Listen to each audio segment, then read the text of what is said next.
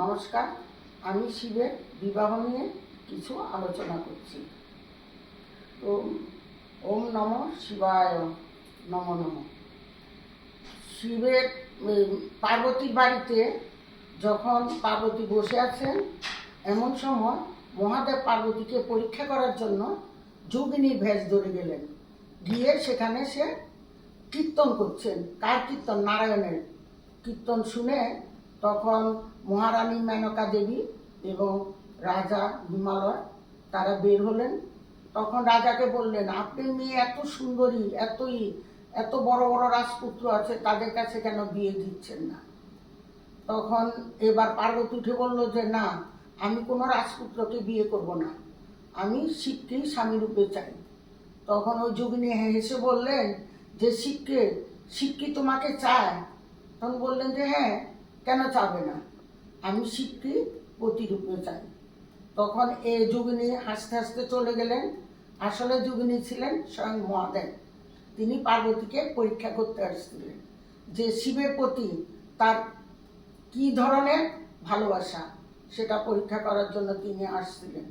এবার পার্বতী কী করলেন, গিয়ে ওই পাহাড়ের মধ্যে বসে শিবের ধ্যান করতে লাগলেন।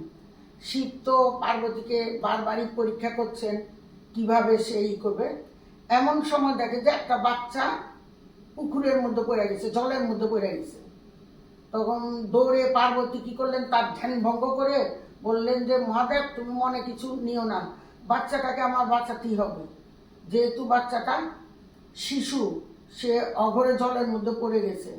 এমন টাইমে দেখা গেল যে একটা কুমির এসে, বিশাল আকারের একটা কুমির এসে বাচ্চাটাকে খাওয়ার জন্যই করছে।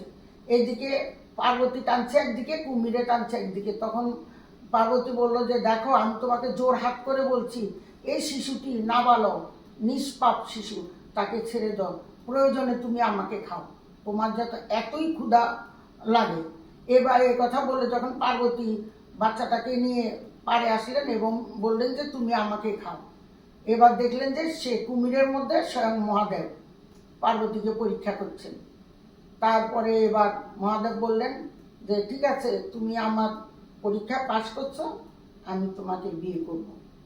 তখন গিয়ে বলল যে আপনারা প্রস্তাব নিয়ে যান। নারদে বিয়ের প্রস্তাব নিয়ে গেল তার বাবার কাছে। সব দেবতারা মিলে তখন বিয়ে ঠিক করলো, দিন তারিখ। এবার শিব বিয়ে করতে যাবে।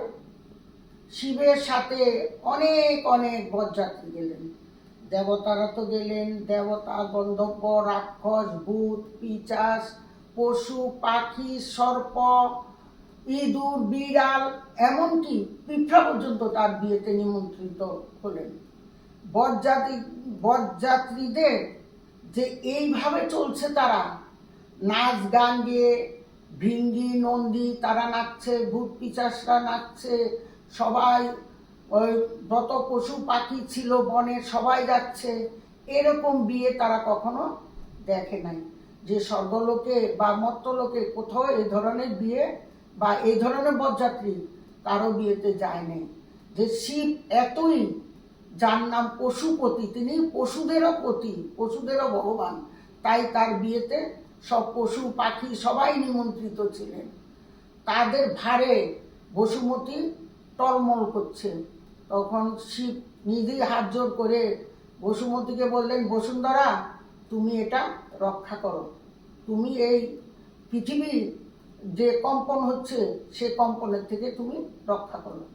তারপর শিব গেলেন সর্প গলায়, গায়ে ছাই মাখা।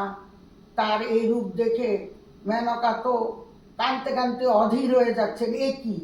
তখন পার্বতী হেসে বলছেন, মা, এই যে ব্রহ্মা বিষ্ণু দেখছ, সবাই কিন্তু মৃত্যু আছে, তোমার এই জামাই কিন্তু কোনোদিন মৃত্যু হবে না, সে অমর।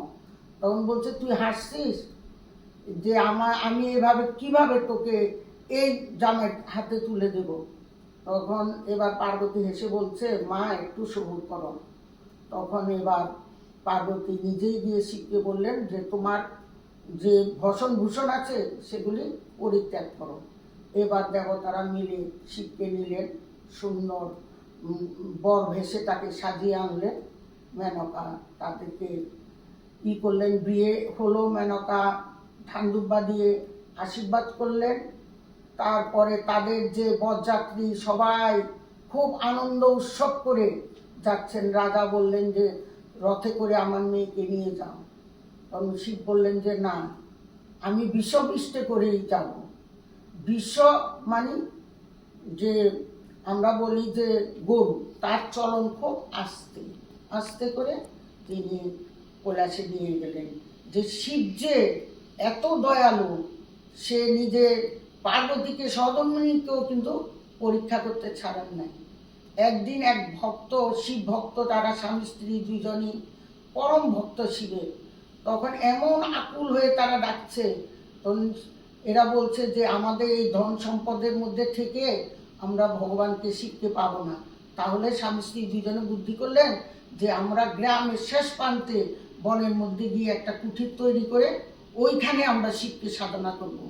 আমরা সংসারের মধ্যে আছি, এই টাকা পয়সার মধ্যে মায়া জালে, ছেলে মেয়ের মায়া জালে, স্বামীর মায়া জালে, যার কারণে আমরা ভগবানকে পাচ্ছি না।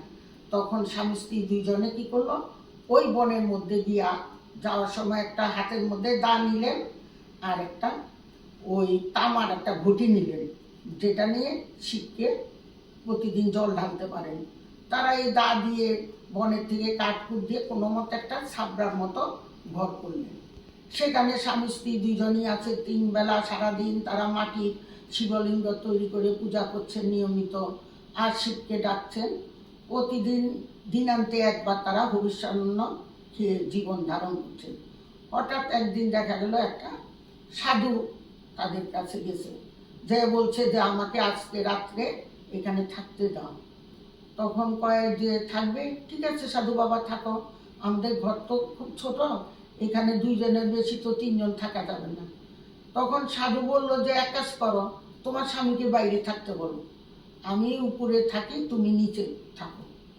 তখন সাধু মানুষ, তাকে কিছু বলতে পারবে না, তারা হলেন ভক্ত ভক্ত যার কারণে তারা ওই রাত্রে ওই সাধু সহ আর তার ওই মহিলা সহ রাত্রি ওই ঘরে রইলেন, তার স্বামী বাইরে রাত যাপন করলেন।